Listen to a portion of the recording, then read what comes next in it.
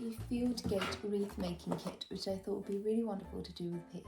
We'll do it over a few days. It's not going to be done in one go.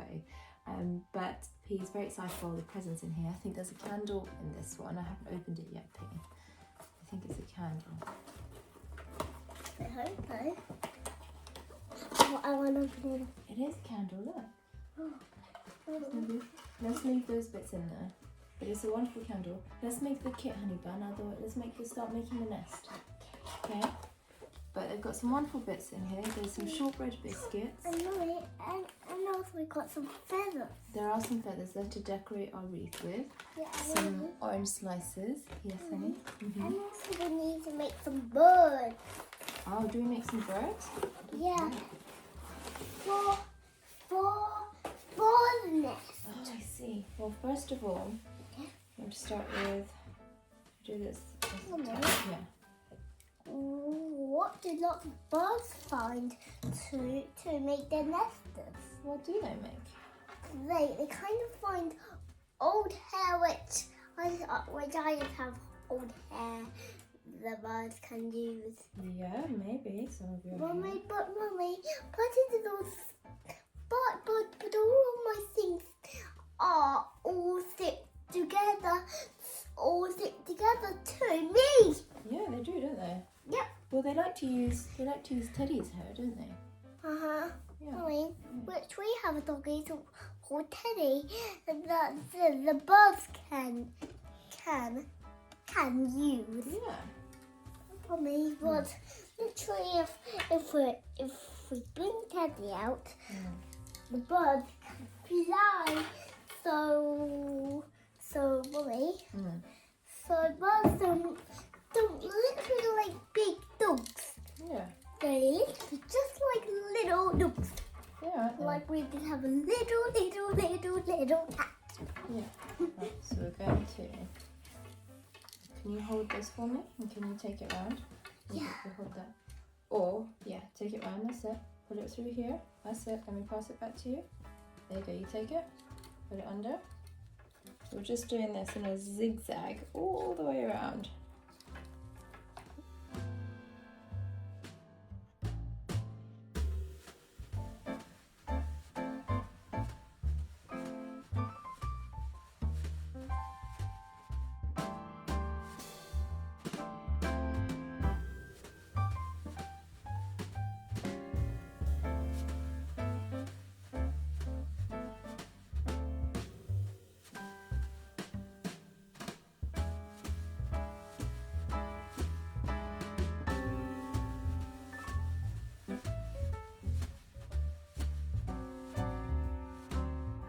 So this is the start of our wreath so far. We've kind of got the very basics, all the foliage on. We've got some flowers on there, and then we've still got some decorations. We've got some ribbons to put on. I think we've got some pine cones to put on and some feathers as well. But that's it so far. On to the next activity. Asbella's woken up and P is calling me from upstairs if you can't hear. I'm not getting distracted. I'm just finishing this and I'm coming upstairs. So yeah, duty calls. Christmas is officially arriving in the Borland household. So today I'm going to try and set up our little village that we've kind of been collecting over a few years. So I've got this space just along this kind of like dresser here that I want to set up for our little village, which is what I used last year. So I'm thinking that if I put these chess pieces in the drawer, I can actually use this because the top of it is quite strong. I can use it as a base for one of our pieces to sit on. I can cover it in the fake snow that I've got, so it could be part of kind of the village, and it can add a different layer and kind of depth to the village, so it's not all just on one level. Hello, baby girl. Are you gonna join in? You gonna join in the fun? Yeah? Here we go. Let's put these pieces in here. So this is kind of the starts that I've got. I'm gonna then put a garland to go across the front of it, so we can then we don't kind of just see this stopping here. So kind of have garland that just goes around it, that borders it. But we've got kind of a little mountain area here, and it'll go down as I put things down. Hopefully it will weight some of this down a bit. this comes up a little bit more so I can have something up here as well. So yeah, it's slowly coming together. Now for the actual village.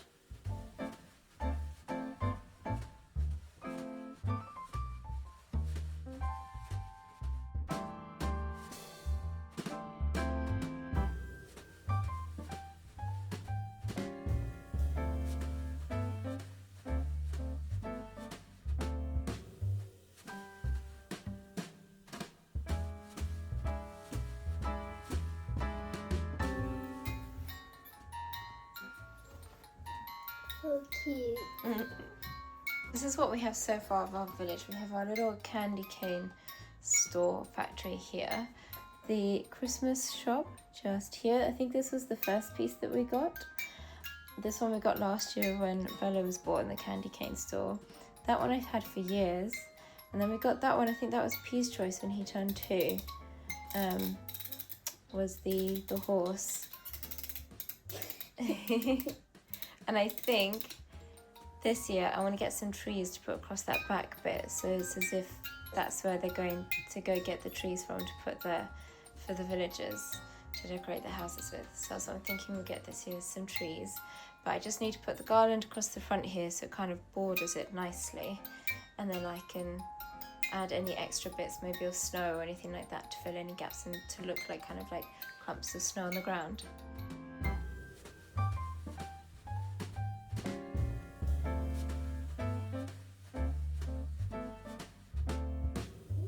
So this is our advent calendar. I'm not too big of a fan of like the chocolate ones, even though they're the ones I had as a kid. They've just never gone down too well in this household. So for a couple of years I've been trying to find a nice advent that we can do together. And I found this year, which is a puzzle one, because my son loves puzzles and I love it. It goes all the way from 1 to 24, as most advents do. And each day is a different box. And it's just over 1,000 piece. What does it say? I think it's 1,008 pieces.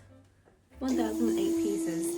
And so you slowly make the puzzle piece over the Christmas period, and I absolutely love it. It's been great fun to do so far. Even if we've had a couple of days where we've possibly missed. I think we have to go this way. Hang on, move back a little bit. There we go. Even if we've had a couple of days where we've maybe missed, it's still really lovely to then kind of catch up with them. I love puzzles, my son loves puzzles. If he can't do it, then I can, do it kind of in my own downtime. But I find it a really lovely activity to do, kind of slow you down, really enjoy kind of the festive period. And at the end of it, you end up with a really lovely puzzle piece, and you can just keep it year on year. And the little pieces have the numbers on the back as well, not that you can probably see. So when you take it apart, you know which box they go into. And also, if you haven't, if you're a puzzle person and you haven't got one of these rolling like mats, it comes with a tube so you can roll it up. Like, you need it in your life if you're a puzzle person. For any puzzle pieces that are bigger, that aren't necessarily something that you can finish in one go. Number 2. It's not. It doesn't feel like a number 2, but it's a number 5 upside down, isn't it? If you haven't got one of these mats, then you need it. They are fantastic. Wasn't a lot of money. I want to say maybe about £10. And you can expand it so you can have different size puzzles on it. It's absolutely huge. But it has been great because we quite enjoy doing kind of these smaller pieces, these bigger puzzles with the smaller pieces, but obviously they're not done in one day. So it's meant that we can enjoy them and kind of take our time with the puzzles, and then we can put it away and take it out when we want to. Where do you think they go, honey? Oh, that one doesn't go there. I stop. Okay. My cutter. Mommy. Yeah. Where's my cutter? It's here, honey. Mommy, this cutter can cut puzzles off if they don't work. Okay. Cool. Mommy, that one did not fit. Should I pass it to you? If they don't work, should I pass them to you? Yeah. Okay, that one doesn't work. Can I pass it to you? Mommy, stop. Stop, Mommy. I'm stopping. What do you want me to do? Cutter. Oh, that one didn't work either. Here you go, cutter. Mommy, Yeah. So grown-ups cannot use this kind of cutter because if they get frustrated, they might cut their fingers. Oh my goodness. So only big boys do this part. Only big boys? Okay.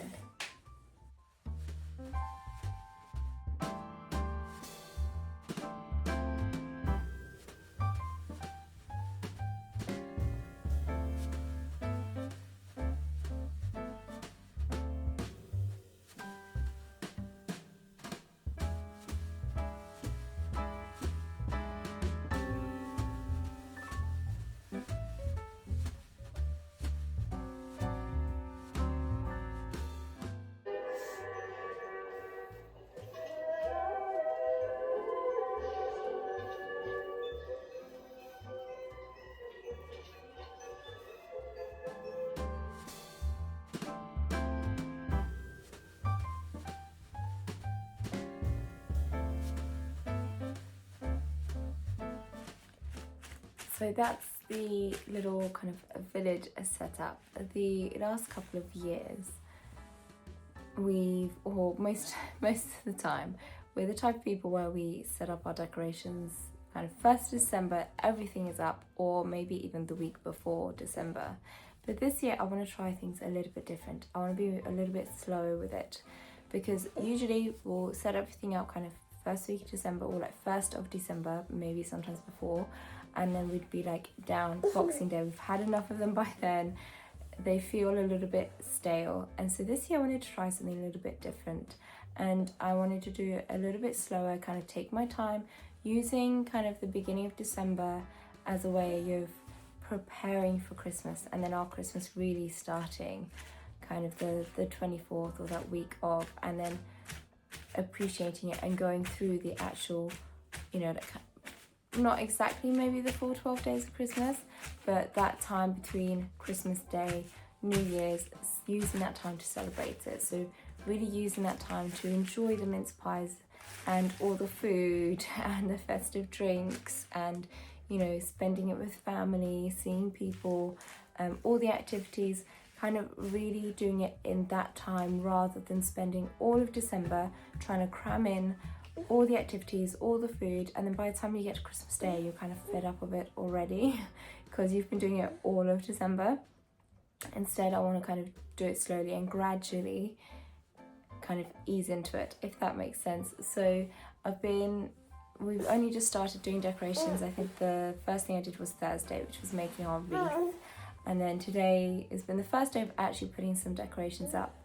I might do some tomorrow. I've got my friend coming over on Monday to see us, so I'm roping her into helping me out putting some decorations up. And then the weekend before Christmas, we are going to go get something else for the little village. I want to get a little nativity set, because I don't have one, and I think that'll be really wonderful to have in the playroom, because I do decorate the playroom as well. So I think that'll be a really wonderful toy to have that comes out at Christmas that the kids can play with. And then what we're also trying to do is, on our Christmas tree, have decorations that are intentional decorations, that every year we maybe get something that has a story and a meaning behind it. So when you look back, and you're getting your tree out in 20 years time, it's filled with all these decorations that aren't necessarily matching it. The Christmas tree doesn't have a theme, and it doesn't look like Instagram kind of ready, but every decoration has a story and a memory behind it. So that's what we're going to do. So whether that's one decoration or a couple, the kids can pick out their own. My husband and I might find one that is something that speaks to us, that has a shared memory for us. So that's something that we're going to do as well. We already have a few pieces of decorations like that, where they've got kind of a memory. We've got one which is my mum bought me, that has it's painted on, which is a portrait of our dog. And we've got one from last year that someone gave us that says Isabella on it. So we've got a few different pieces already, which would be really lovely. So that'll go on our main tree, and then I have a tiny tree that'll go in the playroom here. I'll probably put it where there's boxes, and then the kids can use that as one that they can make decorations, and the decorations can go on. So yeah, that's what I'm thinking of doing this year, or kind of starting as a tradition. I really enjoyed doing the little village, and then that's what I want to do with the Christmas tree, because before we had it plain, didn't have any decorations on. We kind of went through phases. We started off with all the matchy balls that you get from the shops, just because we didn't have anything else. Then we went to no decorations and just lights, so very plain, simple. And now I want to start doing decorations, but the decorations that we have a reason as to why they're there. They have a story, they have a memory, so when we get them out, we can go, oh, that symbolizes that, do you remember that? Or we can tell the kids about it. So I'm excited to start that. Other thing I wanted to show is go through Christmas books. The other thing I wanted to start getting out was Christmas books. So a few of these we've had for a few years. We've had, I think, these two since the very beginning when P was born. So that's One Snowy Night. It's not necessarily Christmas, but it's very Christmas-y in the sense that it's a winter one. It's got lots of snow. But I love this one, which is part of Percy the Park Keeper kind of collection. I love this one. It's the only actual book I have of that collection, even though I really enjoy it and I always think I'll get more of them. But yeah, so we've got this one, and I get it out around Christmas time, and then I keep it throughout all of winter. Absolutely love that book. A good old classic, The Polar Express. Absolutely love this, and again, I've had this from the very beginning when P was born. This was part of a birthday gift for his first birthday, the Velveteen Rabbit, and I absolutely love it. And again, it comes out every Christmas. A really beautiful book. You see what P's drawn on it when he was really little, but really lovely story, really wonderful. Again, another classic story. More drawings of P there when he was little. And then this one was a present last year when Bella was born. So I'm excited to get it out. Peter Rabbit one. Obviously not part of the classic collection of the Beatrix Potter books, but a really wonderful little story, and I'm excited to add it to our collection this year. And then another new one that I've got is A Promise, or The Christmas Promise. And P is now at the stage where he's learning stories and remembering them a lot more. So I did want to teach him about what Christmas actually is about, rather than just kind of celebrating it. So I wanted to introduce kind of the story of Jesus to him, even though it isn't a little Bible book that we already have. I thought if I have a little book that is just dedicated to that, and so he can then learn about it leading up to Christmas, so he knows what Christmas Day is actually about and kind of where it comes from. And then that will tie in with having the nativity set as well, because I know he will then love to reenact it all and things. And this had really wonderful reviews on Amazon. I do love the artwork in it. It's a very simple storyline. Got it as a board book. I don't know if you can get it as paperback as well, but love that it's a board book, because then Bella can't rip the pages out either. So it's appropriate for all ages. But I'm excited to start that, and I'll probably start that tonight as part of one of their books for bedtime. And I think he'll absolutely love it. But yeah, it seems like a really sweet little book. So yeah, I'm excited to start that. And that's another one that's added to our collection. So I'm going to add these to our bookshelf in the bedroom, so we can get these out whenever it's bedtime or the kids want a story time.